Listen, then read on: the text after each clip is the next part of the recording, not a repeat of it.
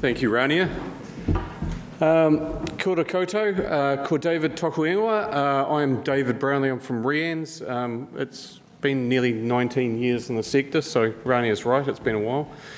The first thing I'll say about most of the ideas today, I'm lucky enough that I get to sit in on the Internet 2 meetings, so that's the NREN in the US.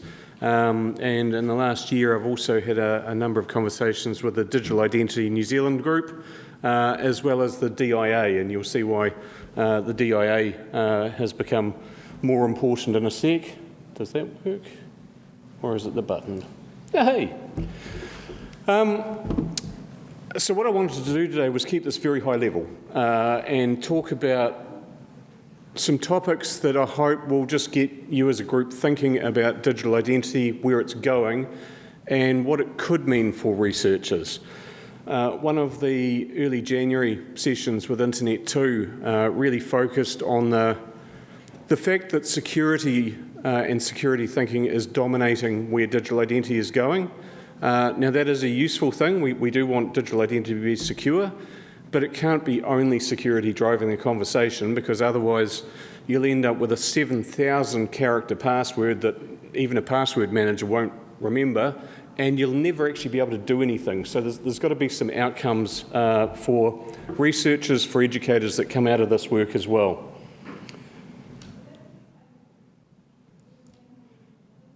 So we now have a new Act, and this is where DIA comes into it. It's the Digital Identity Services Trust Framework. That's a real mouthful, so we've shortened it to DISTIF. It is a framework for assurance only, so you can apply to be accredited, but it's not mandated, so anybody providing identity doesn't have to take part in this. You can think about this like New Zealand's start into assurance in the digital identity space. It's intended to provide the public, all of us, assurance that whoever we're getting our digital identity from has got some rules in there. They've looked at privacy, they've looked at some of the other legislation that is required. I've listed 3 of the acts there that are important with the DISTIF Act. The big one, of course, is the Privacy Act. Keeping information private where it should be private is critical. There is the fact that it's not mandatory, which, the other thing for REANNZ, which obviously runs Tuakiri, which is the Federated Identity Management System, we aren't actually eligible to go through this process because we don't create digital identities. We simply pass them from the institutions to other institutions. So at no point do we create a unique identifier for identity, so it doesn't count for us. The other good thing, it's intended to consider and incorporate Te Ao Māori concepts of identity. One of the ways that identity is moving globally, I think, naturally helps out with that, and we'll get to it in a minute. And of course, it is administered by DIA. Some of you may have seen that they recently announced a major restructure internally, but one of their new units is focused on digital identity for New Zealanders. The other cool thing that you do get with legislation is some definitions that you can look at. So the key thing around digital identity, it's a representation of who you are online. The verifiable bit that comes in at the bottom, a digital identity is not that useful if you cannot prove that you are who you say you are. So that's the second aspect to that. Hi. IT people are terrible. We want a model for everything. And so there are 3 models now circulating globally talking about identity. And I'm just going to run through them quickly. The first 2 I've collated into one slide. Your original model, and the best example for this is your bank. You got a number. That number was yours. It didn't work at any other bank, but it was actually pretty trustworthy. We trusted our money with it, so it had to be kept fairly safe. And in fact, with most digital identity systems, even RealMe, if you turn up with a bank statement, they still take that as actually a reasonable proof of identity. So it's been relatively successful. The second model there is the federated model. Now, if you're DIA, you put REALME in where I've got REANNZ and Tuakiri, similar sort of model. So you have an identity that's given to you by the institution. The Electronic Identity Verification Act makes it very clear that you don't own that identity. It's owned by the institution that granted it to you. So if you're a university researcher using a university identity, that's not yours, that's the university's. Now that does have some implications. It does mean that the federated model that we have working globally is fairly much institution to institution. So if you want to do something like I do with Internet 2, I just use the same credentials I use to log in the morning, and I'm into their chat rooms to talk about identity.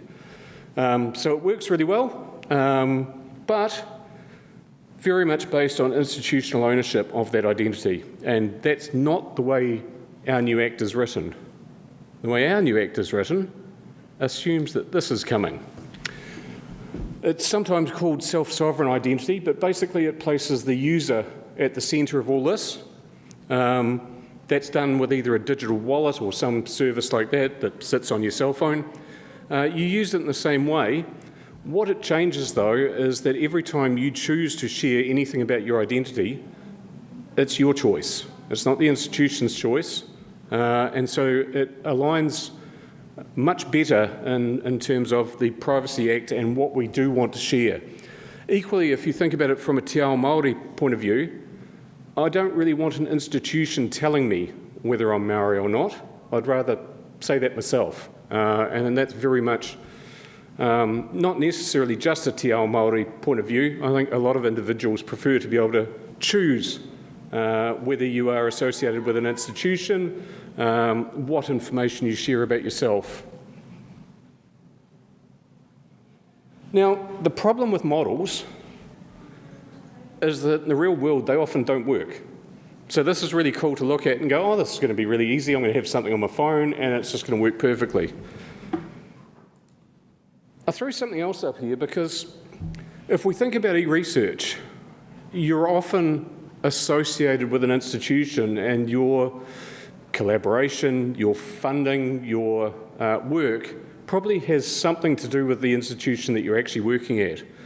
And so as a transition, I can see a world where you might have a centralised identity, but you're actually still working through your institution as you work globally or collaborate with other partners. That's also useful if you think about trying to get the entire globe to transition at the same time to using centralised identity. That's not going to work particularly well. We've got a massive investment in federated identity, which allows us to make use of that. Just quickly, an example of a user-centric identity. Queensland's trialling a digital identity, digital licence. It's been live for a couple of years now, seems to be working quite well. Unfortunately, I still recommend you take your physical licence if you're travelling out of state or to New Zealand. The great thing is they've come up with 4 different packages of information you can choose to share. And this is one of the best examples for user control of identity. If I'm being asked to prove that I'm allowed to buy a drink, and I want to prove I'm 18, you don't need my address, you don't need my date of birth, you don't need all of those other details. You only need to know, yes, I was born before, and I'm not going to try and do maths and figure out what year that would be in. And as Rania pointed out, I'm well beyond that anyway. The read is downloadable, so that's really easy. This is actually a screenshot of me having installed it on my phone. It reads the QR code. There's some information that also allows you to check that it is secure and hasn't been copied. So I'm going to jump to the implications of having one identity and having it sit in your possession. So 2023, they found that there were 6.7 billion unique logins available on the dark web. Now that's okay if it's your login to stuff.co.nz or something you don't care about. If it's your only user identity and you're using it for everything, having that compromised isn't going to be so great. The other thing is that they found 75% of ransomware events started with phishing emails. You know, those annoying emails you get where they want you to click on a link. Again, if you have used the only username and password that you actually need, that becomes a bigger issue. Multi-factor authentication you've probably heard of. There's a number of different things there. The one that seems to make people happiest is the biometric stuff. Personally, I'm a bit paranoid and don't like the idea of people having my fingerprints. And further to that, the Privacy Commissioner is actually going to be releasing releasing rules later in the year tying biometric information back to the Privacy Act. So that has been signalled for 2025. Can't have a presentation these days about technology without talking about AI. Mostly AI is being used to enhance the process of verifying identity. So if any of you have renewed your RealMe identity lately, one of the options is actually to turn your camera on and run it around your head. The reason they're doing that is in the background they're computing, does your photograph that they have on file actually look like the live video footage of your face? Changing hairstyles is obviously not an issue for me. The other thing that AI has introduced, though, is synthetic identities. So synthetic identities aren't a new problem. People pretending to be somebody else on the World Wide Web has been around for as long as the web. What is happening, though, is it's becoming harder to detect because AI has got a lot better. The other thing is AI can create millions of these things that look real. The biggest use so far of that has been to poison AI models. So using AI to poison AI, it's kind of a weird circle there. The best way around that, again, comes back to that annoying security thing that you're going to end up with digital signatures and verified identity. The other thing is non-human identity is not new. So there's usernames and passwords for API services, bots, service accounts, things that do things we need them to do in the background of most technology. And I'll come back to a thought about that later. Going to flick through this very quickly, just so I don't annoy Rania too much. Identity and access management. So that is not in the Act, strangely enough. That's because that's an IT term. It's controlling what people are allowed to do and trying to make sure that they only do what you intend them to do. And this is why, actually the next step is like that as well, identity at the key of the zero trust model. This is why the security industry is driving what's happening with identity. They see it as underpinning everything that they are working for. And that does mean that if you think about it in terms of a pendulum, the pendulum has swung very much to the security side of things, and not so much in terms of what can we achieve with this. Which leads me to my final thoughts. The first two I have absolutely stolen from Internet 2. So legislation and technology alone aren't going to address the challenges around identity and the potential impact on research collaboration, because you need researchers involved in that conversation. Properly aligned IAM programs could absolutely transform eResearch, and the idea, and this is going to make everyone laugh, we want to move towards a frictionless digital experience. So you get to access whatever you want to access and need to access reasonably easily at the time you need to access it. I suspect that's not everyone's experience today. These two thoughts I've come up with in conversations with various people. Persistent identity has a number of implications, I think, for better research metadata and attribution of intellectual property rights. So intellectual property rights is a big conversation topic for the current government. Research metadata, they were doing an update. If any of you saw Wallace's talk last year about the data at the universities, again, that comes into understanding what data is, how it's got there, and having persistent identity, I think, helps in that space. The final thought's really a question. In the EU, they've just announced that products are going to have a digital identity, and you're going to be able to scan a QR code and track supply chain, impact on environment, and make choices with more information about various products.